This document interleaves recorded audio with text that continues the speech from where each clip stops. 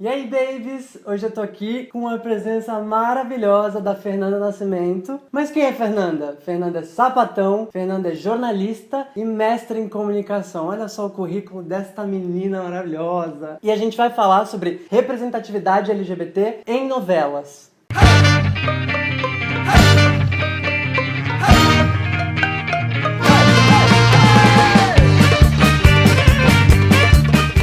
Gente, não liga não se tiver muita variação de luz, porque a gente tá em Porto Alegre, que é aqui a cidade da Fê. Por isso que a gente tá num lugar que, como vocês podem ver, não é o estúdio do canal. Gente, a Fernanda tem este livro que se chama Bicha Nem Tão Má, LGBTs em Telenovelas. E por que a gente trouxe ela aqui? Porque vocês sempre perguntam pra gente, o que vocês acharam de tal personagem, ou de tal fato que aconteceu com tal personagem na novela. E a gente não tem uma opinião muito embasada teoricamente. Por isso a gente trouxe aqui a Fernanda, que é especialista nisso. Me diz, o que te levou a pesquisar isso? Eu comecei essa pesquisa ainda no trabalho de conclusão de curso, né, onde eu analisei a representação naquele momento da homossexualidade na telenovela, e ia fazendo uma comparação entre Tititi, de 85, e a de 2011, né? Porque tem uma questão pessoal, né, da minha própria orientação sexual, sou uma mulher lésbica, e tem uma questão também de pensar que a novela é um produto muito importante na cultura do Brasil, né? É o principal produto de entretenimento que a gente tem, é um produto que atinge todas as classes sociais, e é um local onde a gente se reconhece, então de forma individual e também enquanto pertencente a determinados grupos, né? E aí, a partir de determinado momento na universidade, depois de abandonar aquela concepção de que novela é uma coisa fútil, é uma coisa que não serve pra nada, então comecei a refletir então a novela sobre esse viés, pensando que é um importante instrumento dentro da comunicação, né? E aí comecei a estudar as telenovelas. Aí no mestrado, a ideia foi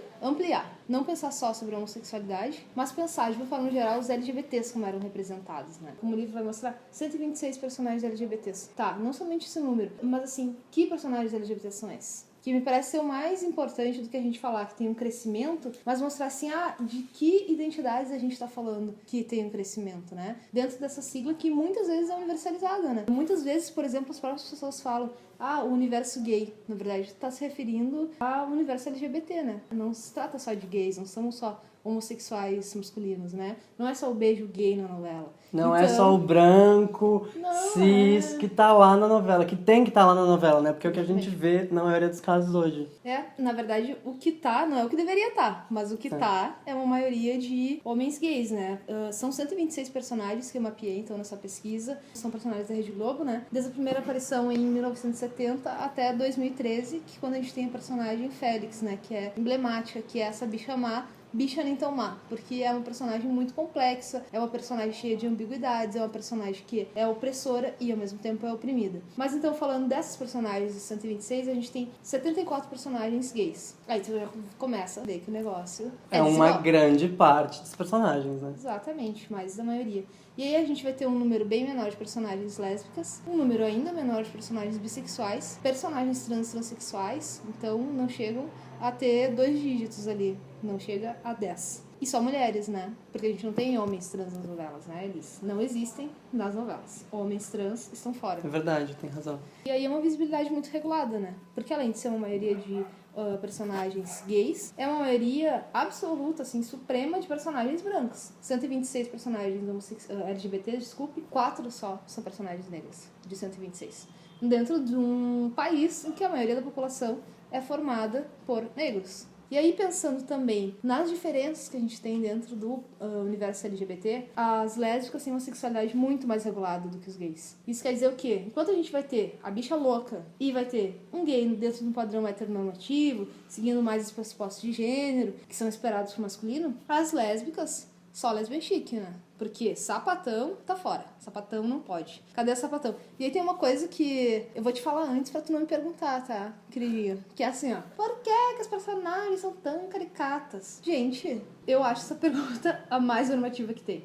As personagens, cada vez menos tem sido esse padrão de personagens caricatos. E qual é o problema exatamente de ser uma bicha louca e uma bicha afetada? Exato, isso é uma coisa Qual é o problema? O problema é ser uma chacota. Mas ter uma performatividade de gênero fora da norma não é um problema. Agora eu quero que me pergunte assim, cadê a sapatão? Cadê sapatão? Ninguém pergunta por que não tem personagem sapatão. Porque é naturalizado que as mulheres tenham, né, essas atribuições de gênero e essa performatividade de gênero associada ao feminino, mesmo quando elas são Até pode sexuais. ser, mas tem que ser a feminina, que gosta de maquiagem, a que vai pro salão, que se arruma bastante. A única que veio à minha cabeça, à nossa cabeça, é a personagem da série Pé na Cova. É a Tamanco, interpretada pela Martinelli. Que aí, na verdade, numa série, né? E aí nas séries, na verdade, a gente tem no livro um comparativo entre as séries contemporâneas a Amor à Vida, que foram exibidas na Rede Globo. E a gente tem um avanço maior nas séries, no sentido de ter uma diversidade maior. Então vai ter a Tamanco, na mesma Pé na Cova vai ter uma personagem trans, Tapas e Beijos, que era uma série que acabou de ser exibida, Sim. que ela tinha frequentemente personagens trans, depois um elenco fixo também. E aí se dá por quê? Em decorrência do horário, que é mais avançado que as telenovelas, e em decorrência também do formato, né? Porque as séries, elas não são exibidas todos os dias. Elas são exibidas uma vez por semana. É outro tipo de linguagem também, ela tem menos tempo, né? Então, nas séries, na verdade, a gente tem uma diversidade maior do que nas novelas. Porque as personagens butts das novelas, elas são raríssimas, né? E faz um bom tempo, na verdade, que a gente não vai ter uma sapa butt nas novelas. A última foi em 2011, em Insensato Coração. Ela saiu viajando de caminhão no final da novela, emblemático. Gente! E ela namorava a Iris. Era um relacionamento de cruzamento de gerações. Uhum. E elas ficaram assim meio...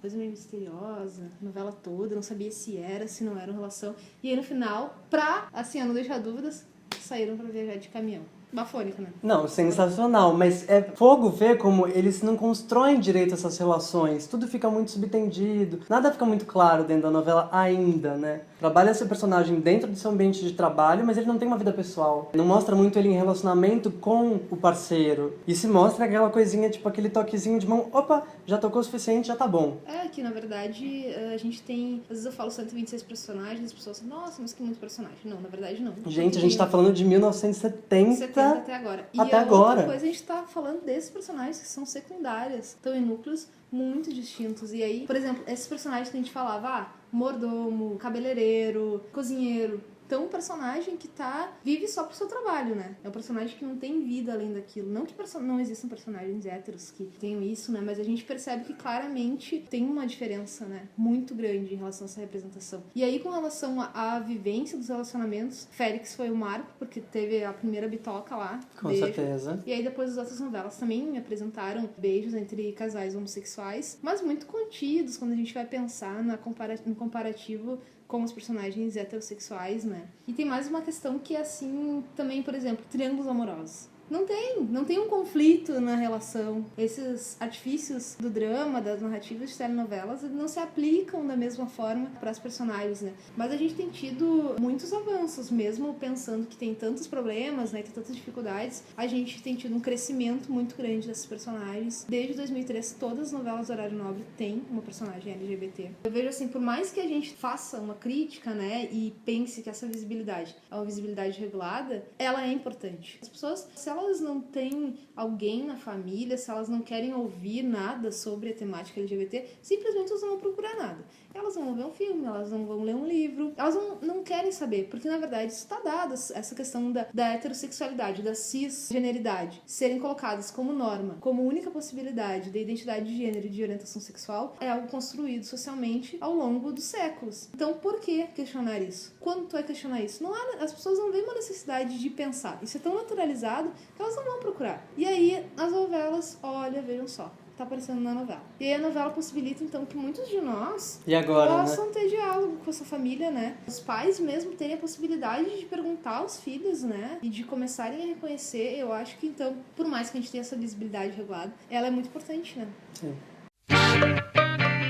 Então diz pra gente, onde é que a gente pode encontrar esse seu livro maravilhoso? Editora Multifoco, no site da Livraria Cultura, no site da Livraria Travessa. E pra quem é de Porto Alegre, pode comprar também na Livraria Baleia, que tem sempre livro para pronta entrega. Então vá lá nesse site, corre e compre. Mas, pra você que não pode comprar, corre na fanpage do canal porque a gente vai sortear um exemplar pra vocês. A gente vai dar o resultado de tudo isso na próxima terça-feira, lá na fanpage do canal. Por isso, compartilhe o vídeo e assim você vai poder ganhar um exemplar do livro. Compartilhando o vídeo da fanpage do canal, você já concorre automaticamente. Se inscreva no canal das Bi, curta, compartilhe o vídeo e vem aqui, joga nos comentários para debater um pouco com a gente sobre o que você acha sobre tudo isso que a gente falou. E um beijão pra todo mundo.